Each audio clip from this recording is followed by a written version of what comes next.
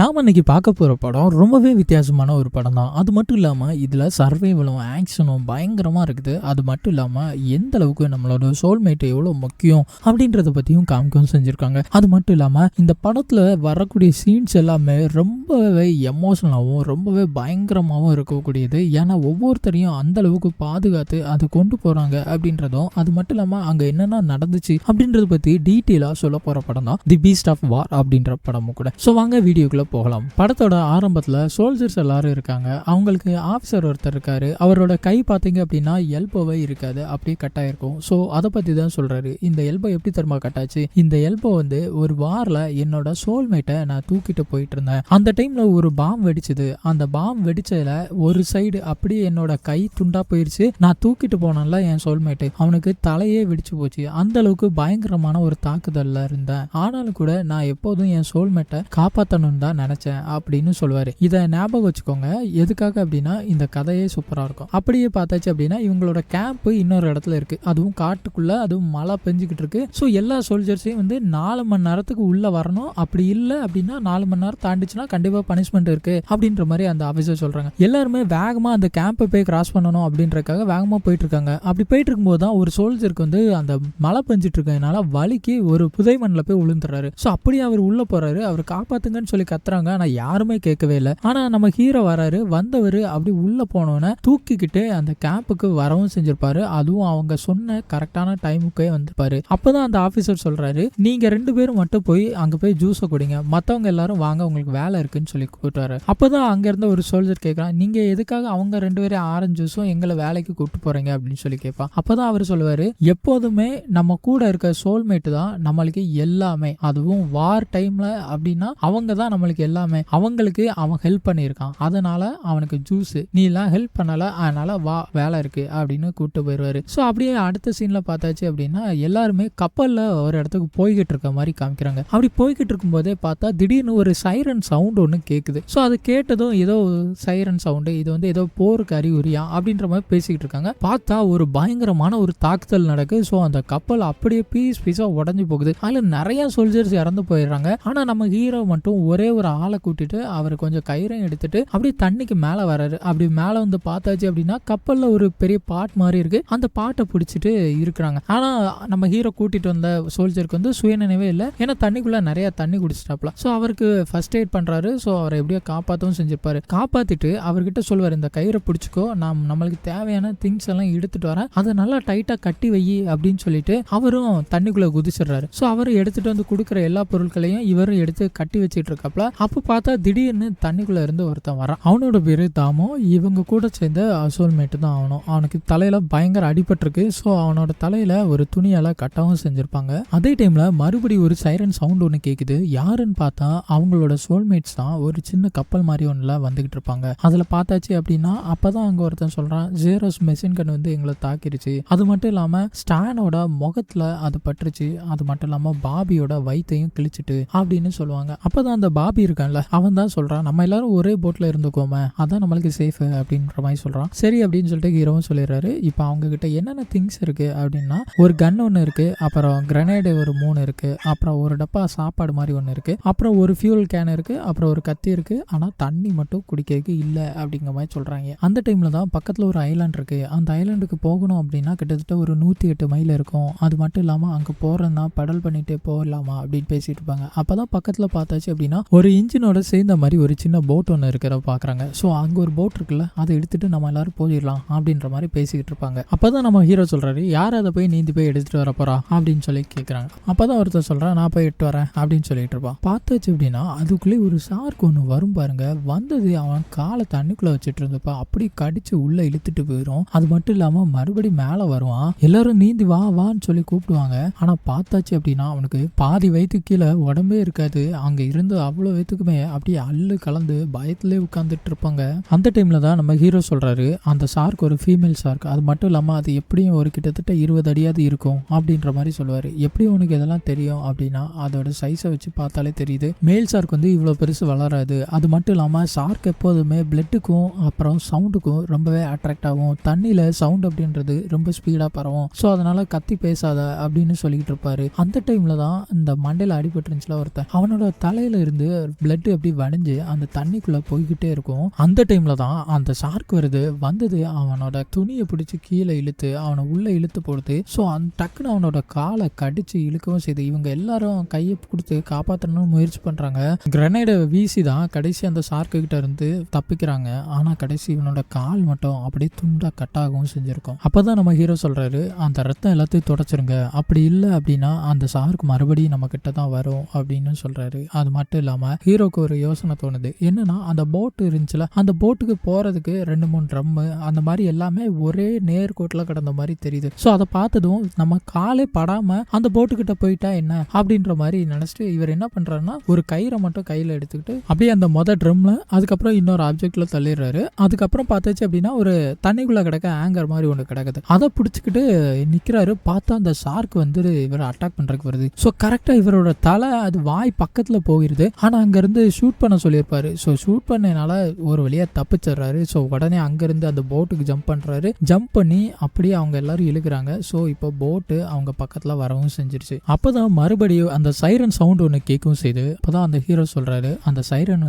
நம்ம பாபி கையில வச்சிருந்தோம்ல அந்த சைரன் தான். அது அந்த ஷார்க்கோட ஃபின்ல போய் சிக்கிக்கிட்டு இருக்கு. ஸோ அதனால தான் அது வரும்போது நம்மளுக்கு அந்த சத்தம் கேட்குது அப்படின்னு சொல்லிக்கிட்டு இருப்பான். அப்போ பார்த்தாச்சு அப்படின்னா அது சத்தம் கேட்டுக்கிட்டே இருக்கும். ஸோ என்ன சத்தம் கேட்டுக்கிட்டே இருக்கு அப்படின்னு கேட்கும்போது தான் ஹீரோ சொல்றான், அது நம்மளை சுத்து போடுது, இது ஒரு ஹண்டிங்னுக்கு, ஸோ அது நம்மளை தாக்குறதுக்கு தான் முயற்சி பண்ணுது அப்படின்னு சொல்லிட்டு இருப்பான். பார்த்தா அவங்க இருந்தாங்களே அந்த படகு மாதிரி அதை ஒரு இடி இடிக்கும் பாருங்க. அப்படியே நின்றுட்டு இருந்தவங்க எல்லாம் கீழே விழுகிறாங்க. ஸோ அப்படியே 2-3 டைம் அதை இடிக்குது. ஸோ எல்லாரும் பயங்கர பயத்தில் இருக்கிறாங்க. அதில் ஒருத்தன் கிரனைடை எடுத்துட்டு போட்டு அதை சாகடிப்போம் அப்படின்னு சொல்லி பயங்கர கோவத்தில் எரியறைக்கு வெயிட் பண்ணிட்டு இருக்கான். அப்போ நம்ம ஹீரோ வராரு, டேய் நம்ம கிட்ட இருக்கிறது 2 கிரனைட் தான், அதையும் வேஸ்ட் பண்ணிடக்கூடாது, கொஞ்சம் பொறு அப்படின்னு சொல்லிக்கிட்டு இருப்பாப்ல. அப்படியே பார்த்தா கொஞ்சம் சண்டை வருது. ஆனாலும் அப்படியே தூங்கிடுறாங்க எல்லாரும். பார்த்தா அந்த கையில வச்சிருந்தானா கிரனைட் அதை அப்படியே தூக்கத்துல அந்த லாக்கை ரிலீஸ் பண்ணி அப்படியே விட்டுருவான். ஸோ இது எல்லாத்தையும் நம்ம ஹீரோ பார்த்துட்டு தான் இருப்பாப்ல. அந்த கிரனைடுமே நேரா போயிட்டு அந்த ஸ்டாண்ட் தூங்கிட்டு இருப்பான். அவன் பக்கத்துல போய் விழுது. நம்ம ஹீரோ டக்குன்னு டேய் ஸ்டாண்ட் அப்படின்னு சொல்லுவாரு.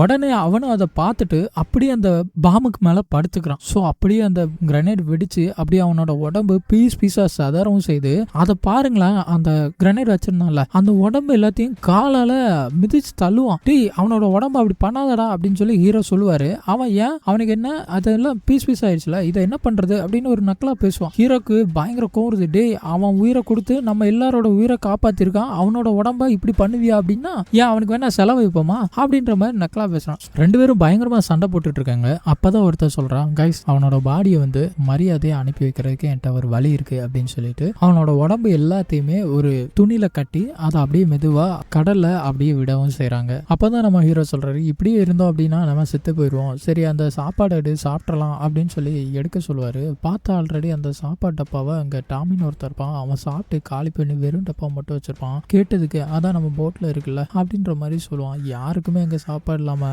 அவ்வளோ படுத்து கிடக்கும் அந்த போட்லயே. அந்த டைம்ல தான் ஒருத்தர் சொல்றான், நம்ம இன்னும் 2 நாளைக்கு உயிரோட இருக்கணும் அப்படின்னாச்சுன்னா நம்மளோட சிறுநீரை நம்மளே குடிச்சாகணும் அப்படின்ற மாதிரி சொல்லுவான். ஸோ நம்ம ஹீரோ வேற வழி இல்லாம அவரே இருந்து அவரே அதை குடிக்கவும் செய்யறாரு. ஸோ இங்க ஒருத்தன் இதை குடிக்கிறதுக்கு நான் செத்துருவேன் அப்படின்னு சொல்லிட்டு இருப்பான். ஆனா இவர் குடிச்சிட்டு நல்ல ஜிவ்வுன்னு இருக்கு, நல்லா இருக்கு அப்படின்ற மாதிரி சொல்றாரு. ஸோ இப்போ பார்த்தா அங்க இருந்து எல்லாருமே ஒவ்வொரு டப்பாவை எடுத்துட்டு அவங்கவுங்களத குடிச்சிட்டு இருப்பாங்க. பார்த்தா அதே டைம்ல மழையும் வரவும் செய்யுது. ஸோ கொஞ்ச நேரத்துக்கு முன்னாடி வந்திருக்க வேண்டியதானு திட்டிட்டு மறுபடியும் அந்த மழை தண்ணி எல்லாத்தையும் சேமிச்சு வைக்கிறதுக்கு ஆரம்பிக்கிறாங்க. அப்படியே நம்ம ஹீரோக்கு ஒரு கனவு ஒன்று வருது. அதுல ஒரு சின்ன பையன் நம்ம ஹீரோவை கூப்பிடுற மாதிரியும் அவர் அந்த கடலுக்கு உள்ள போற மாதிரியும் காமிக்கிறாங்க. அப்படியே என்ன நினைச்சான்னு தெரியல, அந்த போட்ல அப்படியே எந்திரிச்சு நின்னவரு அந்த கடலுக்கு உள்ள போய் அப்படியே உழுகவும் செய்யறாரு. அதே டைம்ல ஏதோ ஒரு பேரை சொல்லிக்கிட்டே இருப்பாரு. இப்போ இவங்க எல்லாரும் சேர்ந்து அவனை காப்பாற்றவும் செஞ்சிருப்பாங்க.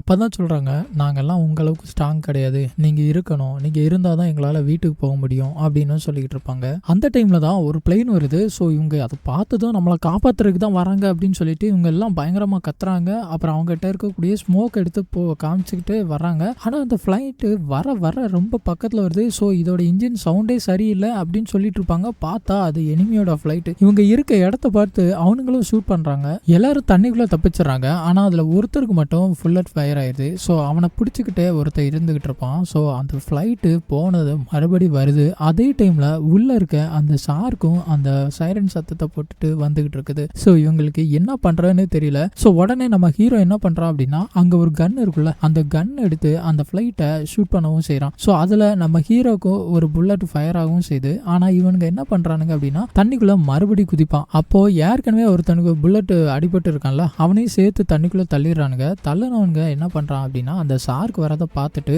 அந்த புல்லட் பட்டுருந்துச்சுல ஒருத்தன் மேல அவனை மறுபடியும் அந்த ஷார்க்கு கிட்டே தள்ளி விட்டுட்டு இவனுங்க மேல வரவும் செஞ்சிடறானுவ. அப்போதான் காமிக்கிறாங்க நம்ம ஹீரோ ஒரு ஃபிளைட்டை ஷூட் பண்ணார்ல அது பயங்கர டேமேஜ் ஆகி அது அப்படியே கடல்ல மூழ்கவும் செய்யுது. அப்பதான் ஒருத்தன் சொல்றான் அப்படியே முங்கி சாவிடா நாய அப்படின்ற மாதிரி சொல்லிக்கிட்டு இருக்கான். அப்பதான் ஹீரோ சொல்றாரு அந்த புல்லட் ஃபயர் ஆச்சுல அவன் பேரு டெடி. ஸோ அவனுக்கு என்ன ஆச்சு அப்படின்னு சொல்லி கேட்டுக்கிட்டு இருக்காப்ல. அந்த டைம்ல இந்த திமிரா பேசணும்ல அவன் சொல்றான் அவனை ஷார்க் சாப்பிட்டுடுச்சு அப்படின்ற மாதிரி சொல்றான். அப்ப எல்லாரும் தண்ணி குளிச்சாங்களா அந்த 2 பேர். ஸோ அதுல ஒருத்தன் பார்த்துட்டான் ஏடா ஒன்னே தானே அந்த ஷார்க் சாப்பிட்டு வந்துச்சு ஆனா நீ ஒன்னே சாப்பிடக்கூடாது அப்படின்னு சொல்லிட்டு அவனை அந்த ஷார்க்கு கிட்ட பலிகடை விட்டுட்ட அப்படிதானே அதை நான் பார்த்தேன் அப்படின்ற மாதிரி அவனும் சொல்றான். ஸோ இதை கேட்டதும் ஹீரோ வந்து ஏன்டா அவன் உன்னோட சோல்மேட்ரா நீ எப்படி அந்த மாதிரி ஒரு இதை பண்ணலாம் அது தப்பு இல்ல அவன் உன்னோட ஆளு தானே அப்படின்ற மாதிரி கேட்க 2 பேத்துக்குள்ள வாக்குவாதம் வருது. நம்ம ஹீரோக்கு கோவம் வந்து அவனோட கழுத்தை பிடிச்சு நெரிக்கிறாப்ல. ஸோ பயங்கரமா சண்டை நடக்குது. அந்த டைம்ல பார்த்தா இவனோட கை அந்த திமிரா பேசினால அவனோட கை வந்து தண்ணிக்குள்ள போட்டுரும். அந்த டைம்ல அந்த ஷார்க் வரும் பாருங்க வந்தது ஒச்ச கடிக்கும் கையை இப்ப துண்டா போயிடுச்சு. ஸோ இப்போ உனக்கு தெரியுதா உனக்கு வந்த ரத்தம் மத்தவங்க இருந்தா தக்காளி சட்னியா அப்படின்ற மாதிரி இருக்கும். இப்ப அமைதியா இருப்பான். அப்பதான் நம்ம ஹீரோ சொல்றாரு எனக்கு ட்ரிங்க் வேணும் அப்படின்றாரு. ட்ரிங்க்னா என்ன தெரியுமா மூத்திரம் தான் வேற ஒண்ணும் இல்ல ஏன்னா வேற வழி இல்ல தண்ணி இல்ல. ஸோ அதனால நான் இப்ப கொடுக்குறேன் நீ எனக்கு அப்புறமா நீ தான் தரணும் சரியா அப்படின்ற மாதிரி 2 பேரும் பேசிக்கிறாங்க. அந்த டைம்ல தான் தூரத்துல யாரோ வரா மாதிரி தெரியுது. அவனும் தனியா தான் வரான். அவனும் ஒரு சின்ன போட்டு மாதிரி தான் இருக்கு அதுல வந்துட்டு இருக்கான். அவன் கையில ஒரு பெரிய வால் மாதிரி ஒன்னு எடுத்துட்டு வந்துகிட்டு இருப்பான். ஸோ நம்ம ஹீரோ சொல்றாரு உன்ட்ட கிரனேட் இருக்குல்ல அதை தூக்கி போட்டு அவனை கொன்று அப்படின்னு சொல்லுவாரு. ஆனா இவன் என்ன பண்ணுவானா இவனுக்கு என்னவோ அவன் காப்பாத்துவான் அப்படின்னு ஒரு எண்ணம் இருந்திருக்கும்னு நினைக்கிறேன். ஸோ அதனால அவன் அந்த கிரனேட்டை தூக்கி அவன் மேல போட்டிருக்கவே மாட்டான். அதுக்குள்ளே பார்த்தாச்சுன்னா ஹீரோ சொல்றாரு நீ தான் முடிவு எடுக்கணும் சீக்கிரம் எடு அப்படின்னு சொல்லுவாரு. ஆனா இவன் இல்ல அது வேண்டாம் அப்படின்ற மாதிரி சொல்றான். சரி அப்போ அந்த கிரனேடை ஏன்ட்ட கொடு நான் வீசுறேன் அப்படின்னு சொல்லி இவர் கேட்டுட்டு இருக்க இவன் கொடுக்கவே மாட்டான்பா. அதுக்குள்ளே பார்த்தா அவன் வந்தவன் இப்போ ஹீரோவையும் அவனையும் போட்டு அடின்னு அடிக்கிறான். பயங்கரமா அடிக்கிறான். 2 பேரும் சண்டை போடுறாங்க. நம்ம ஹீரோக்கு ஆல்ரெடி சுத்தமா முடியலையே ஏற்கனவே அவரோட உடம்புல புல்லட் பாஞ்சு வெளியவே வந்திருக்கும். ஸோ அந்த வேதனை வேற இங்க ஒருத்தனுக்கு சுத்தமா முடியாது. அவன் அந்த அப்படியே செத்த போன மாதிரி கிடக்குறான். அப்படின்றனால இவங்களால அடின்னு போட்டு அடிக்கிறான். இவங்களால ஒண்ணுமே செய்ய முடியல. ஸோ கடைசியில பார்த்தாச்சு அப்படின்னா ஒருத்தவன் கையை ஷார்க்கு கடிச்சதுல அவன் வந்து ஒரு இன்ஜினோட பார்ட்ஸ் ஒன்று இவங்க சண்டை போட்டுட்டு இருந்ததுல தூக்கி போட்டுருவாங்க. ஸோ அந்த பார்ட்ஸை கையில வச்சுக்கிட்டு இந்த எனிமி வந்தான்ல அவனோட காலையும் டைட்டா சிக்கன் பிடிச்சிக்கிட்டு அவங்க இருந்த அந்த போட் இருக்குல்ல அதில் உச்ச அடிவாம பாருங்க அடிச்சதும் பயங்கரமா அது வெடிக்குது. ஸோ இப்போ இந்த எனிமி காலி ஆயிரும். அதே டைம்ல நம்ம ஹீரோவும் அவனும் அந்த தண்ணிக்குள்ள விழுந்து தப்பிக்கவும் செஞ்சிருப்பாங்க. 2 பேருமே இப்போ அந்த சின்னதா இன்ஜின் இருக்க போட்ல போய் உட்காந்துக்கிறாங்க. அந்த டைம்ல தான் பார்த்தா நம்ம ஹீரோ வந்து நம்ம கதையை முடிச்சுக்கலாம் அப்படின்னு முடிவு பண்ணி அவர்கிட்ட இருக்க கிரனேடை எடுத்துட்டு நான் தயாரா இருக்கேன் நீ தயாரா என்னன்னு கேட்டுக்கிறாரு. அந்த டைம்ல தான் பார்த்தா பக்கத்துல ஒரு டூல் பாக்ஸ் இருக்கிறத ஒன்று பார்க்கங்க. ப்ரூஸ் இங்க டூல் பாக்ஸ் இருக்கு அப்படின்னு சொல்லிக்கிட்டு இருப்பாரு. ஆனா நம்ம ஹீரோ அதுக்குள்ள தண்ணிக்குள்ள போறாரு. போனவர் பார்த்தீங்க அப்படின்னா அவரோட கையில இருக்கக்கூடிய அந்த பாம் எடுத்து அப்படியே அந்த சுறா வாயை பிளந்துட்டு வரும். அதோட வாய்க்குள்ளே வச்சு வெடிக்கவும் வச்சிடறாரு. ஸோ இப்போ நம்ம ஹீரோக்கு கை போயிருது. ஆனா சந்தோஷத்துல மேலே வராரு அதை கொண்டுட்டேன் அப்படின்னு சொல்லிட்டு. ஆனா நம்மளால பார்த்தீங்கன்னா அந்த வண்டியை அதுக்குள்ளே ரெடி பண்ணி நம்ம வீட்டுக்கு போகலாம் அப்படின்னு சொல்லிட்டு அப்படியே கிளம்புறாங்க. படமும் இதோட முடியவும் செய்யுது. ஸோ இந்த படம் எப்படி இருந்துச்சு அப்படின்றத கமெண்ட் செக்ஷனில் கமெண்ட் பண்ணுங்க. அது மட்டும் இல்லாமல் நம்ம சேனலை சப்ஸ்கிரைப் பண்ணாதவங்க சப்ஸ்கிரைப் பண்ணிட்டு தேங்க்ஸ் ஃபார் வாட்சிங்.